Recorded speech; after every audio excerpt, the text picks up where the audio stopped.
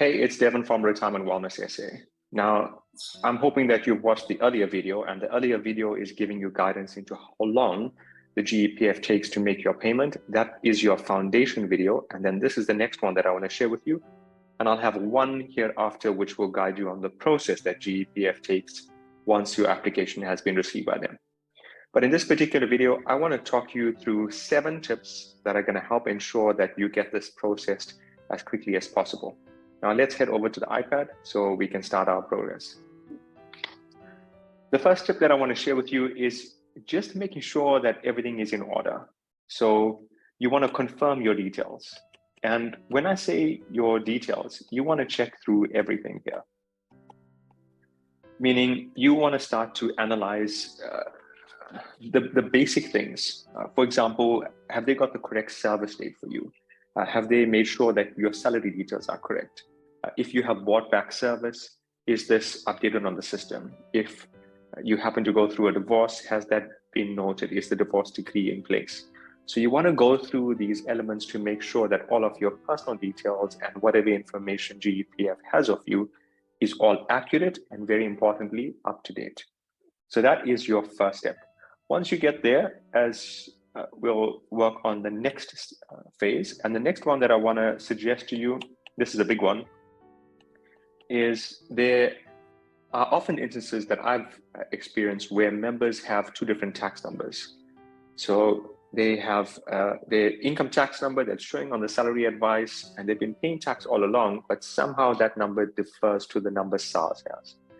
So you want to do this in advance. You want to check to make sure that the tax number is matching up, because ultimately, whichever route you are taking with your resignation, meaning you are having this paid out in cash or you are transferring to an approved fund, either way, SARS is involved, and SARS would have to issue what's called a tax directive. And if your income tax number is incorrect, this is going to cause a delay. In addition to that, you also want to make sure that your taxes itself are up to date, meaning have you made sure that all your returns have been submitted and filed accordingly? If there's any money owed to SARS, have you made sure you're up to date? All of this can create a process on the part of a delay on the part of SARS when your file is handed to them, which again creates an inconvenience to you. So you want to make sure that your income tax number is correct, plus taxes itself are up to date. Okay. If it's not up to date, then naturally you want to ensure that this is something that you get up to date right now. You can post a comment below if you're needing assistance. Let's see how best we can help you with that. The third tip that I have for you is you want to see what is needed. So check what GEPF needs. And I'm going to guide you now on the member guide. We'll have a look at that. You can see this is exactly what GEPF is looking for. Also, the member guide is available for you as a free download. So you can access that and be able to see it. You can see here, I'm on page 27 of the member guide. Make sure you're working with the latest member guide. So irrespective of page number, have a look to see benefits if you resign. So benefits if you resign. And you could see there are 2 options. Option 1, if you resign, you can have all this money paid into your bank account if you're taking a cash lump sum. And note what they say here, the decision is final, so you cannot go back on that. And option 2, you can transfer it to an approved fund. Now, I'm not going to go into the details of these 2 options in this video. There are a number of videos in which I go through the options as well as tax in detail for you. So you're welcome to have a look at one of those. But again, whichever route you take, the decision is final. It's cast in stone. You can't go back. But what I want you to know is the documents required by GEPF differ. So you'd see here, if you're doing option 1, meaning you're having your entire resignation benefit paid in cash to your bank account, these are the documents that are now needed. So you see it's listed below for you, certified copy of ID, ensuring that your personal details, and they're even telling you which forms are required. So GEPF actually made the process easy by giving you the guidance here. And you'll see a step thereafter here, which is you want to get your HR department to complete a withdrawal. And this is the Z102 form, and submit all of it together. So it's critically important that you know which option you're taking and that you are getting the relevant docs completed for it. And then in addition to that, let's assume you are transferring your benefit to an approved fund. Now, remember, a preservation fund is just one option. It's not the only option. So you want to, again, do your work in advance here.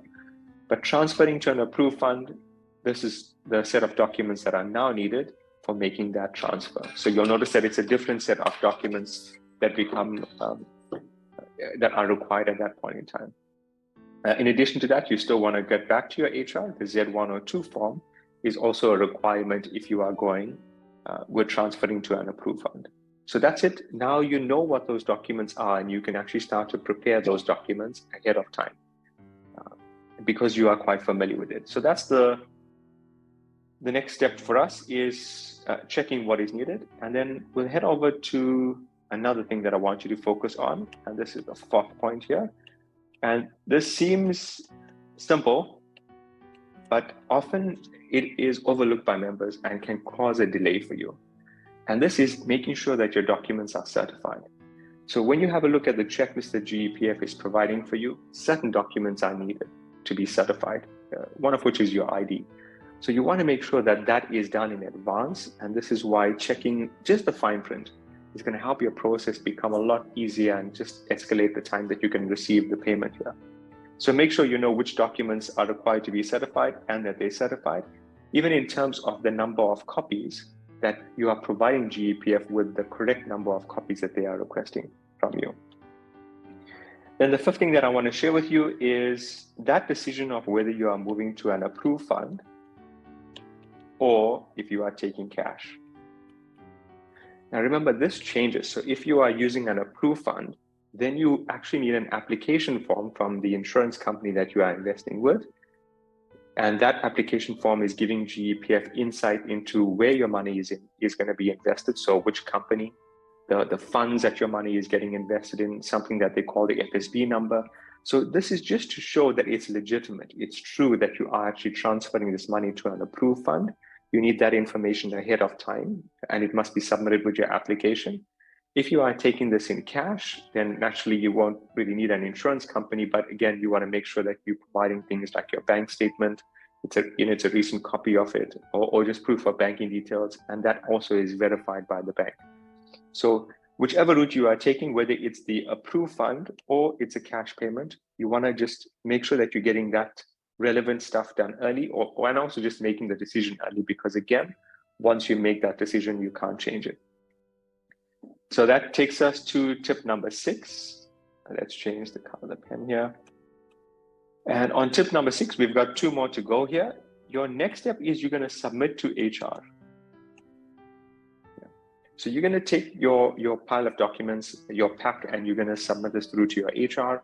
When you're providing it with your HR, again, there should be some sort of checklist to ensure that the documents are in order. And you also then want to make sure that your HR is submitting this through to GEPF. Ideally, you want to ensure that this is done before you actually leave.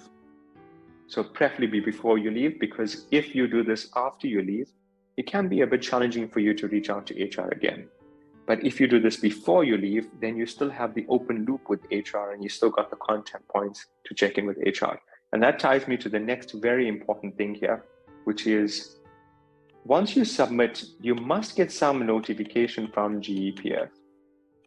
This should come perhaps via an email or an SMS, but you must have some notification from GEPF saying, hey, we've received your application. Now that acknowledgement is critical, because then you know that it's actually being received and it's starting to get processed. If you have not received that acknowledgement, then again, you want to now go back to HR and check with them. Has the application been submitted?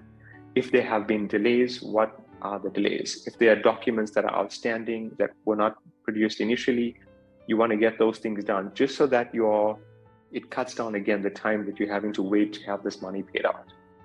So that becomes that wraps up your 7 tips that I want to share with you. And getting all this done, it's going to ensure that you can speed up the payment of that resignation benefit of yours from the GEPF. What I want to hear from you is which of these tips have you found to be most beneficial in your journey? And also, if you've made the choice on an approved fund or taking this out in cash, I'd like to know which route that you have taken. And if you're comfortable to share, Why do you feel that route is most beneficial for you? And lastly, if you found the video helpful, please click the thumbs up sign. And if you've not already done so, I encourage you to subscribe to this YouTube channel. There's a lot of content that I produce for government employees that can help you in your journey to resignation.